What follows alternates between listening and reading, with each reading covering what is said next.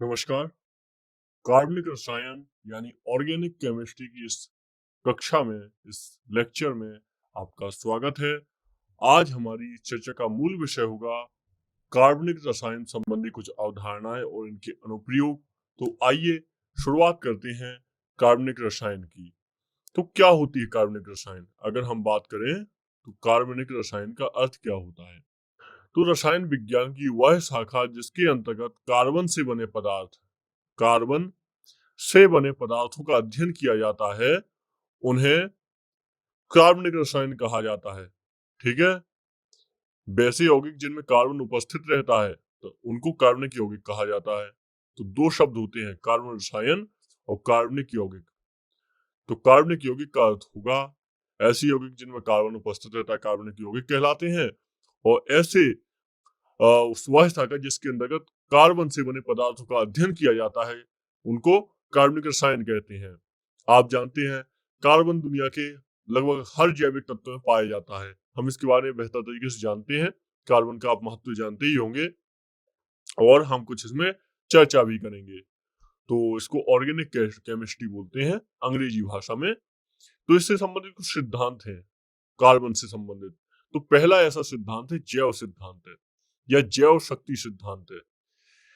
इस सिद्धांत के अनुसार इसको इसको बोलते हैं वाइटल फोर्स थ्योरी भी बोलते हैं इसको। इस सिद्धांत को एक वर्जीलियस नाम के व्यक्ति हुआ करते थे, उन्होंने दिया था और बताया था कि कार्बनिक यौगिकों की उत्पत्ति के पीछे किसी रहस्यमयी शक्ति का हाथ है। तो उन्होंने रहस्यमयी शक्ति की बात कही थी। कहा था कि हम कभी भी अकार्बनिक पदार्थ से कार्बनिक पदार्थ नहीं कर सकते, हम कभी भी अकार्बनिक पदार्थ से कार्बनिक पदार्थ नहीं प्राप्त कर सकते, ये इन्होंने कहा था वर्जीलियस ने। हालांकि इनके शिष्य हुए हैं बोहलर। यह 1828 ईस्वी में इन्होंने कहा, इन्होंने प्रयोगशाला में इन्होंने प्रयोगशाला में एक तत्व बनाया अमोनियम नाइट्रेट। अमोनियम नाइट्रेट से अमोनियम नाइट्रेट से को गर्म करके इन्होंने यूरिया यूरिया इनको यूरिया इन्होंने बनाया। अमोनियम नाइट्रेट क्या है? अकार्बनिक है और ये कार्बनिक है। तो इस तरीके से इन्होंने अकार्बनिक से कार्बनिक पदार्थ बना के जो इनके गुरु हुआ करते थे, इनकी बातों को इन्होंने झूठा कर दिया और इन्होंने इस तरीके से खंडन कर दिया अपने जैव शक्ति सिद्धांत का। आप देखिए अगर हम उसमें बात करें समीकरण के माध्यम से तो NH4CnO ये अमोनियम नाइट्रेट हो जाएगा। इसकी अभिक्रिया हुई, इसको गर्म किया जाएगा तो NH2CONH2 ये प्राप्त होगा, ये यूरिया है। तो इस तरीके से आप देखेंगे इन्होंने अपने गुरु के सिद्धांत का खंडन कर दिया। आगे चल के कोलबे नामक एक विद्वान हुए, इन्होंने एसिटिक एसिड बनाया एसिटिक एसिड बनाया और उसने भी जैव शक्ति सिद्धांत को गलत बताया। ठीक है। तो इस तरीके से आपके लिए ये सिद्धांत महत्वपूर्ण था, बस एक नॉलेज के लिए आवश्यक था, बाकी और कोई समस्या नहीं। तो ये कार्बनिक यौगिक संबंधी महत्वपूर्ण बातें थी। अगर बात की जाए तो कार्बनिक यौगिकों की संख्या 4 करोड़ के लगभग है। कार्बनिक यौगिक इनकी संख्या 4 करोड़ के लगभग है, क्योंकि कार्बन की श्रृंखला बनाने का गुण पाया जाता है। साथ ही कार्बनिक यौगिकों में अपरूपता तथा समावयवता देखा जाता है। तो अपरूपता का अर्थ क्या होता है? यहाँ पे हमने दो शब्द देखे कार्बनिक यौगिकों में, अपरूपता तथा समा समावयवता जैसे गुण पाए जाते हैं। तो अपरूपता का अर्थ होता है जब कभी एक ही तत्व के दो रूप दिखते हैं तो उसे अपरूपता कहते हैं। एक ही तत्व के दो रूप, जैसे कार्बन एक तत्व है तो इसके दो रूप हम कौन कौन से दिखते हैं? हीरा भी दिखता है हमें, ग्रेफाइट भी दिखता है। कार्बन का शुद्ध रूप ही है ना हीरा, तो हीरा भी ग्रेफाइट भी, और आप कार्बन से हीरा बना भी सकते हैं, ऐसा भी मुमकिन है। तो आप देखेंगे हीरा और ग्रेफाइट के बीच में अंतर, यह हीरा जो होगा विद्युत का कुचालक होगा, जो ग्रेफाइट है ये विद्युत का सुचालक होता है। यह भंगुर होता है ग्रेफाइट, हीरा कठोर होता है। ये sp3 संकरण होता है इसमें, और जो इसमें होता है इसमें sp2 संकरण होता है, sp2 संकरण होता है। इस तरीके से इसमें आप देखते हैं अंतर भी देखते हैं अपरूपता में। जो समावयवता होता है ये क्या होता है? इसको इंग्लिश में बोलते हैं इसको इंग्लिश में अपरूपता को बोलते हैं एलोट्रॉफ और इसको बोलते हैं आइसोमर्सिज्म। तो समावयवता क्या होता है? ऐसे पदार्थ जिनके अणु सूत्र समान किंतु संरचना सूत्र भिन्न भिन्न होते हैं। अणु सूत्र समान होंगे और संरचना सूत्र भिन्न भिन्न होंगे, ऐसे पदार्थ समावयवी कहलाते हैं। यह घटना समावयवता कहलाती है। ठीक है, समावयवता कई प्रकार की होती है, जैसे ज्यामितीय समावयवता होती है। इसके अतिरिक्त प्रकाशिकीय समावयवता होती है। तो कई सारे प्रकार होते हैं इसके। अगर हम वैसे लें कुछ हम इसके अनुप्रयोग के हिसाब से देखें तो आप देखेंगे जो लैक्टिक एसिड होता है, लैक्टिक एसिड हम जानते हैं दही में पाया जाता है। दूध दही में लैक्टिक एसिड में प्रकाशिक समावयवता पाई जाती है। जो पेंटेन होता है इसमें 3 समावयवता पाई जाती है। हेक्सेन होता है इसमें 5 समावयवता पाई जाती है। और ब्यूटेन, जो ब्यूटेन भी होता है इसमें ब्यूटेन तथा आइसोब्यूटेन में समावयवता होती है, क्योंकि इनका अणुसूत्र समान, संरचना सूत्र भिन्न होता है। ठीक है, इस तरीके से आप देखेंगे तो समावयवता महत्वपूर्ण है। और आप इसको बेसिक समझिएगा, बहुत ज्यादा हम टेक्निकल में हमें आ जाने की आवश्यकता नहीं है। ठीक है, चलिए तो आगे आगे बात करते हैं हम ऑर्गेनिक केमिस्ट्री के टॉपिक पर ही, हाइड्रोकार्बन की। तो और जो ऑर्गेनिक केमिस्ट्री है, केमिस्ट्री की ब्रांच है जो कार्बन कंटेनिंग, कार्बन से संबंधित जो महत्वपूर्ण अनुप्रयोग होते हैं इन पर इनकी चर्चा करती है। ठीक है, इनके स्ट्रक्चर, प्रॉपर्टी, रिएक्शन आदि का अध्ययन करती है। इसके अलावा ये लाइफ को, केमिस्ट्री ऑफ लाइफ, मॉलिक्यूल्स, इसके अलावा लिविंग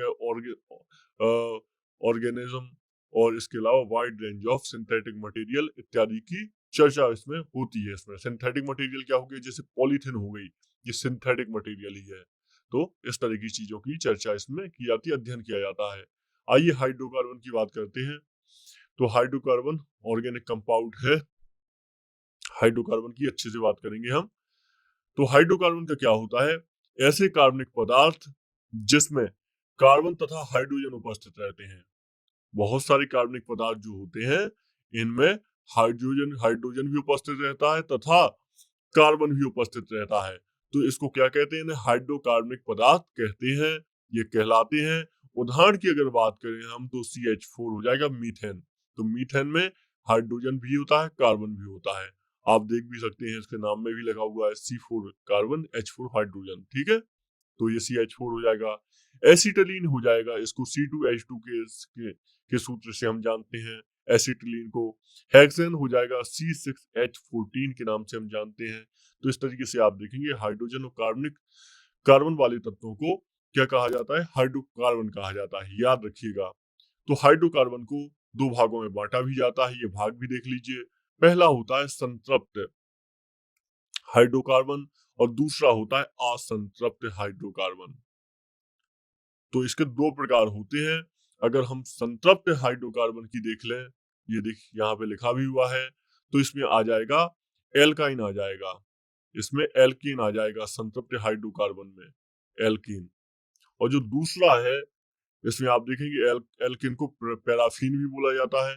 ठीक है, एल्कीन आ जाएगा इसमें, ये इसका सूत्र होता है। और जो दूसरा होता है असंतृप्त हाइड्रोकार्बन, इसमें आ जाता है आपका एल्कीन आ जाता है। एल्कीन और एल्कीन में दोनों में अंतर है, याद रखिएगा। चलिए स्पेलिंग के माध्यम से लिख देते हैं, आसान हो जाएगा। KENE एल्कीन, और ये क्या था? एल्कीन, यानी इसकी स्पेलिंग थी ALKANE। ये KANE था, ये KENE है। और इसके अलावा एल्कीन के अलावा असंतृप्त हाइड्रोकार्बन में क्या आता है? इसमें आता है एल्काइन, एल्काइन। तो इस तरीके से आप देखेंगे ये संतृप्त और असंतृप्त हाइड्रोकार्बन 2 भाग में टूट जाते हैं जो हाइड्रोकार्बन होते हैं। अगर हम संतृप्त हाइड्रोकार्बन की बात करें तो ऐसे हाइड्रोकार्बन जिसमें कार्बन सिंगल बॉन्ड द्वारा जुड़ा होता है, जैसे कार्बन क्या होता है? सिंगल बॉन्ड के द्वारा जुड़ा होता है, सिंगल बॉन्ड, एकीकृत बॉन्ड के द्वारा जुड़ा होता है, संतृप्त कहलाता है। यह सबसे कम क्रियाशील होता है। ये क्या होता है? इसका गुण क्या है? कम क्रियाशील, सबसे कम क्रियाशील होता है जो संतृप्त हाइड्रोकार्बन होता है। अतः इसे पैराफिन कहते हैं। एग्जाम्पल की अगर हम बात करें, मिट्टी के तेल को पैराफिन ऑयल कहा जाता है।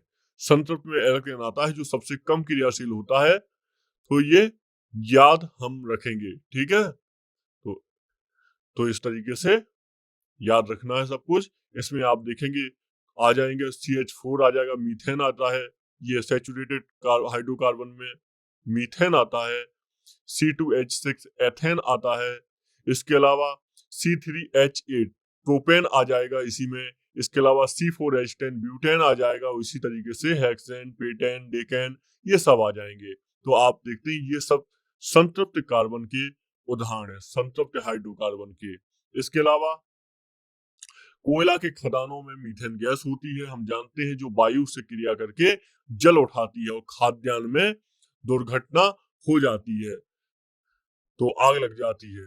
कैसे? क्योंकि मीथेन गैस जो कोयला खदानों में होती है, ये ऑक्सीजन से क्रिया करती है। ठीक है, मीथेन गैस को मार्श गैस भी कहा जाता है, मीथेन गैस को मार्श गैस भी कहा जाता है। तो याद रखिएगा, ये ग्रीन हाउस गैस है, ये दलदली स्थानों में पाई जाती है, जैसे धान का खेत हो गया, बहुत बड़ी आर्द्र भूमियां होती हैं।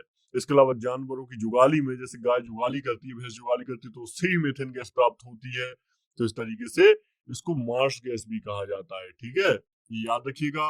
मीथेन के अलावा आप देखेंगे LPG, लिक्विड पेट्रोलियम गैस, ये गैस विविध पेट्रोलियम गैस में प्रोपेन होती है, और जो हम जानते हैं ये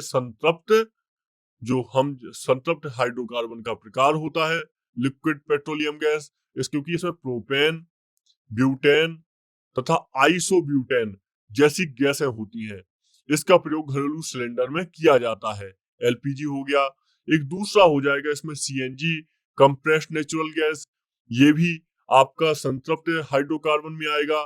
क्यों आएगा? क्योंकि इसमें 85% मीथेन होती है और शेष ईंधन इथेन होता है।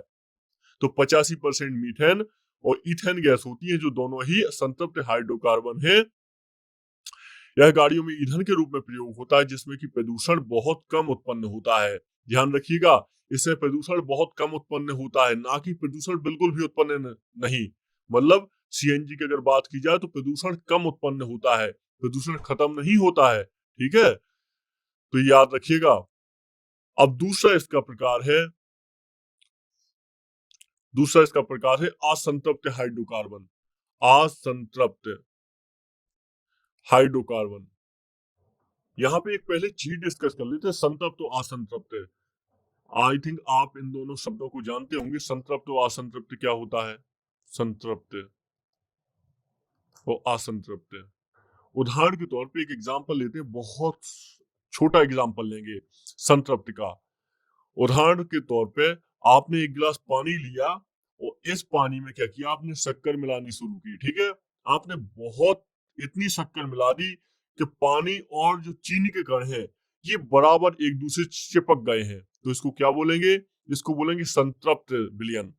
असंतृप्त विलयन में क्या होगा, आपने एक गिलास पानी लिया, उसमें 2 ग्राम चीनी मिला दी, तो इसको क्या बोलेंगे? असंतृप्त विलयन बोलेंगे। इसी तरीके से आप देखेंगे किसी बंद कमरे में हवा को देख लेंगे और भी अन्य एग्जाम्पल को लेंगे, तो आप संतृप्त और असंतृप्त का अंतर थोड़ा सा समझ पाएंगे। बाकी टेक्निकल शब्द है, लेकिन इसका अर्थ वैसा ही जैसा भी बताया है समझने के लिहाज से। तो असंतृप्त हाइड्रोकार्बन क्या होते हैं? वैसे हाइड्रोकार्बन जिनमें कार्बन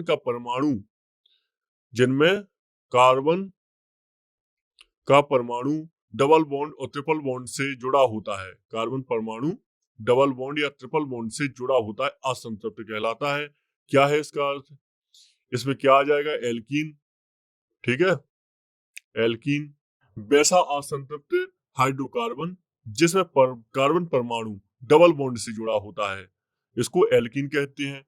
मतलब कार्बन का जो परमाणु होगा डबल बॉन्ड से जुड़ा होगा, तो ये क्या हो जाएगा? एल्कीन हो जाएगा। यह एल्केन से अधिक क्रियाशील होता है। याद रखिएगा, ये अधिक क्रियाशील होती हैं, इसके तत्व, इसकी गैसें। ठीक है, याद रखिएगा। इसके उदाहरण लें अगर कुछ हम, तो इसके हम उदाहरण लें तो CH2 हो जाएगा। ये क्या हो जाएगा? CH2, ये हो जाएगा मैथीन। वो मीथेन नहीं है, मैथीन है ये। C2H4, ये क्या हो जाएगा? ये एथीन हो जाएगा। और हमने तब पढ़ा था मीथेन एथेन, लेकिन ये एथीन है। तो इस तरीके से आप देखेंगे आगे चल के हमको एल्कीन के शब्द मिलते हैं। इसमें दूसरा होता है एल्काइन, ये एल्कीन हो गया। दूसरा होता है इसमें इसमें क्या होता है, कार्बन कार्बन डबल बॉन्ड होता है। जो एल्काइन होता है, एल्काइन, तो इसमें क्या होता है, ऐसा हाइड्रोकार्बन जिसमें कार्बन परमाणु ट्रिपल बॉन्ड है। ये ट्रिपल बॉन्ड में होता है, ठीक है, ट्रिपल बॉन्ड से जुड़े होते हैं, तो इसको क्या कहते हैं, एल्काइन कहते हैं। यहाँ पे आप देख रहे हैं ट्रिपल बॉन्ड से जुड़े होते हैं, तो इसको क्या बोलते हैं, एल्काइन कहा जाता है इसको। इसका सामान्य सूत्र होता है CnH2 ये इसका सामान्य सूत्र होता है। तो ये बेसिक होता है इसका, याद रखिएगा। जैसे अब अगर हम देखें तो कार्बन, अगर एक कार्बन है किसी में, तो एल्काइन का क्या होगा, उसका n बराबर अगर हम 1 कर दें तो इससे क्या होगा, CH0 हो जाएगा। n बराबर अगर हम 2 कर दें तो क्या हो जाएगा, ये CH0 क्या हो जाएगा, मेथाइन हो जाएगा। मीथेन था, फिर मैथीन था, फिर अब मेथाइन हो जाएगा CH0। इसी तरीके के अगर हम C2H2 कर दें, अगर हम 2 रख दें n की जगह पर, तो क्या हमें प्राप्त होगा, तो हमें एथाइन प्राप्त होगा। एथाइन, इस तरीके से हमें अन्य तत्व भी प्राप्त होंगे, अन्य गैसें भी प्राप्त होंगी। तो ये हाइड्रोकार्बन से संबंधित चीजें थी, जिसे हमने देखा किस तरीके से हमने सैचुरेटेड हाइड्रोकार्बन देखा, हाइड्रोकार्बन इसमें एल्काइन को एल्किन को देखा। इसके बाद हमने अनसैचुरेटेड या असंतृप्त हाइड्रोकार्बन को देखा, ठीक है, हमने इसमें एल्किन को देखा और एल्केन को देखा। इसके अलावा तो ये इससे संबंधित था, बहुत ही ज्यादा महत्वपूर्ण था, ठीक है। तो ये आपकी जो सारी बातें हैं ये संबंधित हैं ऑर्गेनिक केमिस्ट्री से। चलिए आगे कुछ और बात कर लेते हैं, जो बहुत ज्यादा बातें महत्वपूर्ण होंगी आपके हाइड्रो केमिस्ट्री से संबंधित, ठीक है। और हम हाइड्रोकार्बन संबंधित कुछ और चीजें भी देख लेते हैं, ठीक है। चलिए आइए बात कर लेते हैं। तो एक काम करते हैं, पहले एथिलीन के उपयोग देख लेते हैं। एथिलीन है, इसके हम एल्कीन हमने देख लिया था, एल्कीन हमने देखा था। एल्कीन में हमने देखा था असंतृप्त हाइड्रोकार्बन है ये, जिसमें कार्बन कार्बन युग्म बंध होता है, और C2H2 सबसे सरल एल्कीन है। C2H2 सबसे सरल एल्कीन है, हमने ये देखा था। आइए एथिलीन की बात करते हैं। एथिलीन, एथिलीन, तो एथिलीन क्या होता है, एथिल अल्कोहल को जब सांद्र सल्फ्यूरिक अम्ल के साथ आधिक्य के साथ 170 से 180 डिग्री पर गर्म करने पर एथिलीन बनती है, ठीक है। क्योंकि जो आप देखेंगे ना, जो एल्किनो सूत्र थे, जो एल्किनो के सूत्र थे, इन्हीं में से जब आप इनके सूत्र को देखेंगे तो C2H2 देखेंगे तो ये आपको एथिलीन प्राप्त होगा, एथिलीन एल्किन से ही। और फिर इसके बाद आपको C3H6 करेंगे तो प्रोपिलीन प्राप्त होगा। तो इस तरीके से हम देखेंगे तो एथिलीन, तो एथिलीन होता है, एथिल अल्कोहल को गर्म करने पर प्राप्त होता है। C2H5OH इसका फॉर्मूला होता है। इसको H2SO4 यानी तनु सल्फ्यूरिक अम्ल, सांद्र सल्फ्यूरिक अम्ल के साथ गर्म करने पर 170 डिग्री पर प्रतिक्रिया करने से C2H4 प्लस H2O प्राप्त होता है, ये एथिलीन प्राप्त होता है हमें। एथिलीन का कार्य क्या होता है यहाँ पे, ये आपके लिए काम का है। तो ये कार्य होता है, ये जो एथिलीन गैस होती है रंगहीन मीठी गंध की जल में अल्पविलीय गैस होती है। इसे सूंघने से बेहोशी आ जाती है, बेहोशी इसको आ जाती है। इसके उपयोग क्या है, इसको फलों को कृत्रिम विधि से पकाने में होता है, फलों को पकाने में इसमें निश्चेतक के रूप में होता है, एनेस्थेसिया जिसको हम बोलते हैं, निश्चेतक के रूप में। इसका पॉलीथीन बनाने में भी उपयोग होता है, ठीक है, पॉलीथीन बनाने में भी उपयोग होता है। इसका मस्टर्ड गैस के रूप में प्रयोग होता है। मस्टर्ड गैस क्या होती है, ये ये गैस एक तेल जैसा द्रव होता है जिसमें सरसों जैसी गंध होती है। इसकी वाष्प चमड़ी पर फफूंदे डाल देती है तथा फेफड़ा और शरीर के अंगों पर घातक प्रभाव डालती है गैस। इस गैस का उपयोग युद्ध में किया जाता है, मस्टर्ड गैस का, ठीक है, ये आप याद रखिएगा। तो ये किससे संबंधित था, ये एल्किन से संबंधित था। आइए एल्काइन संबंधित कुछ बात करते हैं। तो एल्काइन का क्या होता है, तो इसमें एसिटिलीन नाम का तत्व तो आपको ज्ञात होना चाहिए। एसिटिलीन ये आपके लिए जो अनुप्रयोगिक केमिस्ट्री होती है उसमें महत्वपूर्ण है। इसमें क्या होता है, एसिटिलीन कैल्शियम कार्बाइड की जल से क्रिया कराने पर आपका एसिटिलीन बनता है। ठीक है, कैल्शियम कार्बाइड की जब जल से क्रिया करेंगे तो एसिटिलीन बनेगा। इसके गुण क्या होते हैं, हल्की होती है गैस, भयंकर विस्फोटक होती है। इसके उपयोग क्या होते हैं, इसको वायु में जलाने पर बहुत चमकीला चौंधाने वाला प्रकाश उत्पन्न होता है। इसके अलावा ऑक्सीजन में जलाने पर अति उच्च तापमान प्राप्त होता है। इस ज्वाला का तापमान लगभग 3000 डिग्री सेंटीग्रेड होता है। तो इस तरीके से इसको धातुओं के वेल्डिंग काटने में इसका उपयोग किया जाता है एसिटिलीन का। ठीक है, तो ये आप याद रखिएगा, क्योंकि ये जो एसिटिलीन है ये एल्काइन है इसी श्रेणी का प्रथम सदस्य है। एल्काइन का ही प्रथम सदस्य होता है। ठीक है, याद रखिएगा। चलिए, तो ये हमने देखा। आइए एरोमेटिक हाइड्रोकार्बन पे बात करते हैं। एरोमेटिक हाइड्रोकार्बन इसका क्या होता है, इसको एरीन भी कहते हैं। एरीन, क्योंकि इनमें अधिकांश यौगिकों में विशिष्ट गंध रहती है। तो एरोमेटिक हाइड्रोकार्बन के कुछ उदाहरण हो जाएंगे बेंजीन, नेफ्थलीन आदि। तो बेंजीन क्या होता है इसको जान लेते हैं, क्योंकि यहाँ से एग्जाम में प्रश्न बन चुके हैं बेंजीन से। तो बेंजीन को सर्वप्रथम माइकल फेराडे ने, हमने इनका नाम सुना है, फिजिक्स में भी पढ़ा था। माइकल फेराडे ने 1825 में प्राप्त किया था बेंजीन को। इसका अणु सूत्र होता है बेंजीन का C6H6 है। ठीक है, ये उच्च असंतृप्तता वाली गैस, उच्च असंतृप्तता को दर्शाता है। जर्मन वैज्ञानिक फ्रेडरिक ऑगस्ट ने भी 1825 में बेंजीन की एक संरचना दी थी जिसमें 6 कार्बन परमाणुओं को चक्रीय व्यवस्था होती है। तो ये आप याद रखिएगा। बेंजीन का व्यापक रूप से कोलतार से प्राप्त किया जाता है। इसको कोलतार से प्राप्त किया जाता है बेंजीन को। ठीक है, इसको याद रखेंगे। ये बेंजीन से एग्जाम में प्रश्न बन चुके हैं कि आखिर इसका मतलब क्या है। तो ये हाइड्रोकार्बन आपको समझ में आ गए होंगे कि आखिर कार्बनिक रसायन ऑर्गेनिक केमिस्ट्री में हाइड्रोकार्बन क्यों महत्वपूर्ण है। और इसी में हाइड्रोकार्बन के अलावा हम कुछ और अन्य चीजों को भी पढ़ते हैं, जिसमें होता है एल्कोहल। ठीक है, तो एल्कोहल, तो एलिफेटिक हाइड्रोकार्बनों के हाइड्रोक्सी व्युत्पन्न से एल्कोहल कहलाते हैं।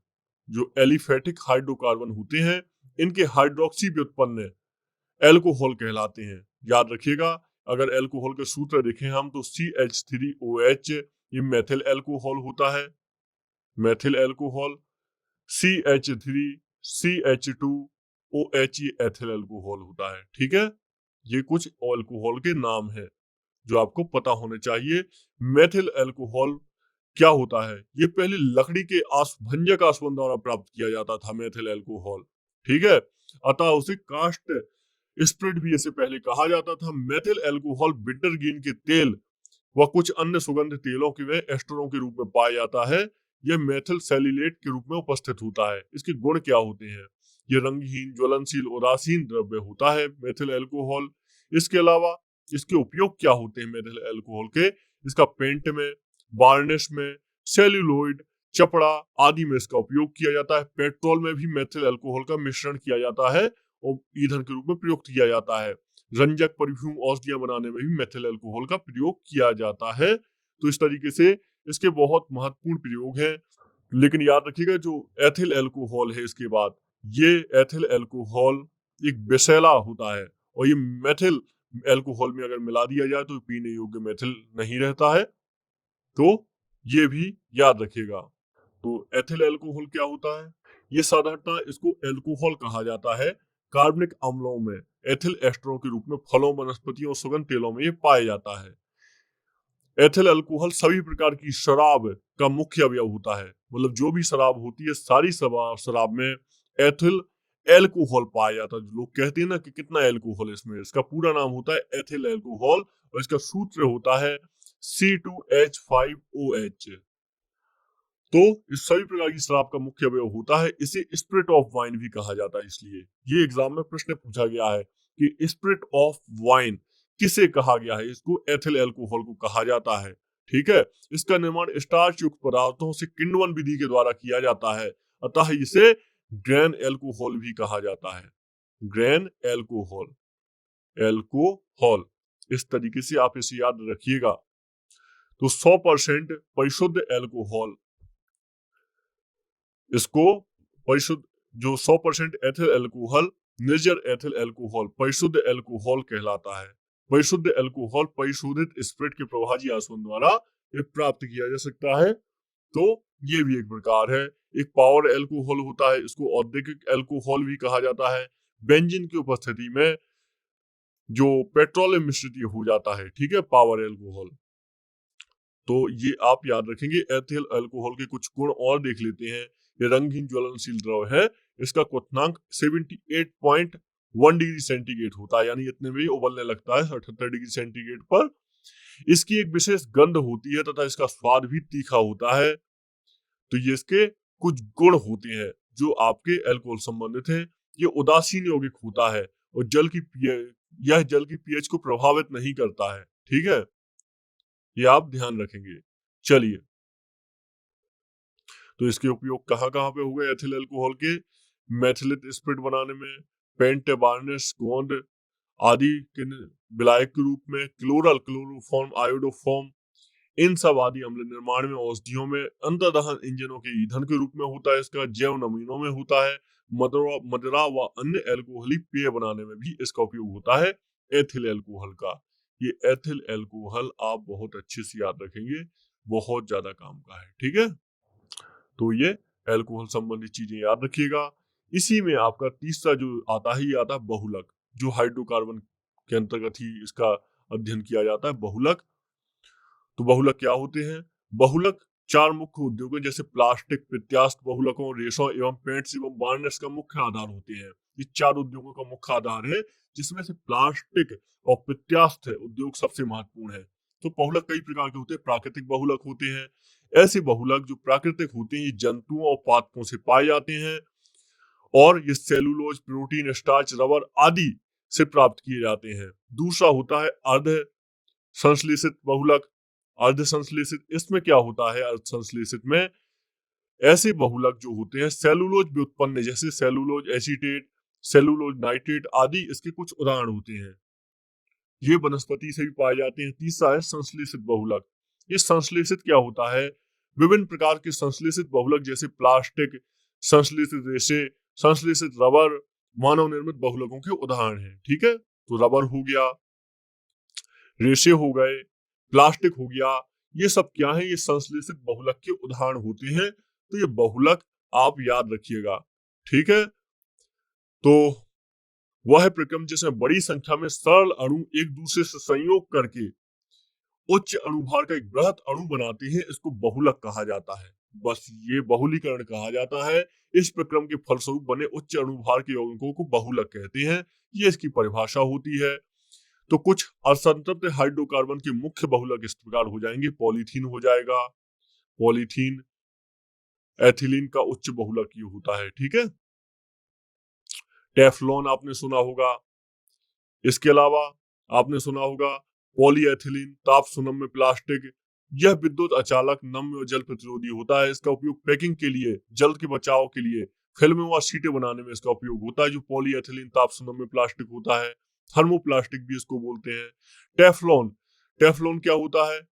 ये भी एथिलीन का उच्च बहुलक होता है। ये रासायनिक रूप से निष्क्रिय ऊष्मा प्रतिरोधी बहुलक होता है टेफ्लॉन। आपने इसका नाम सुना होगा पहले। और इसका गलनांक जो होता है ये 330 डिग्री सेंटीग्रेड होता है। तो इसीलिए आप देखते हैं कि जो वैज्ञानिक होते हैं, जो रसायनविद होते हैं, उनका बहुत ज्यादा ध्यान होता है ऑर्गेनिक केमिस्ट्री पर, ताकि इसके उपयोग बहुत खास है इसलिए। ठीक है, तो ये सब आप याद रखिएगा। इसका इंसुलेटर के रूप में उपयोग होता है और भी अन्य प्रकार से इसका उपयोग किया जाता है टेफ्लॉन का, क्योंकि इसमें कोई वस्तु चिपकती नहीं है। टेफ्लॉन में प्लास्टिक होता है, हम जानते हैं टेफ्लॉन का भी। इसके अलावा पीवीसी होता है। ये पॉलीवाइनिल क्लोराइड होता है। इसमें क्या होता है? ये क्लोराइड, ये भी उच्च बहुलक होता है। इसके अलावा जो नियोप्रीन होता है, नियोप्रीन ये भी उच्च बहुलक होता है। ये कृत्रिम रबर होता है ये। ठीक है, नियोप्रीन, तो ये कृत्रिम रबर होता है, रबर। तो इस तरीके से आप याद रखिएगा, ये आपका एक संबंधित लेक्चर था जो संबंधित था ऑर्गेनिक केमिस्ट्री से। हैलोजन ग्रुप ये सब हम देख चुके हैं और आपके लिए बहुत ज्यादा महत्वपूर्ण नहीं है, हम इसकी बात पहले ही कर चुके हैं इस गुण की। और इसके अलावा हम आगे चल के पीरियोडिक टेबल को देखेंगे। पीरियोडिक टेबल को हम इस लेक्चर में नहीं, अगले लेक्चर में ही हम कंप्लीट करेंगे, ठीक है। इसको समावयवता बोलते हैं, समावयवता हम इसको पहले ही पढ़ चुके हैं अपरूपता के साथ। तो आज हम अपने इस लेक्चर को कंप्लीट करते हैं, मिलते हैं किसी अन्य लेक्चर में। नमस्कार।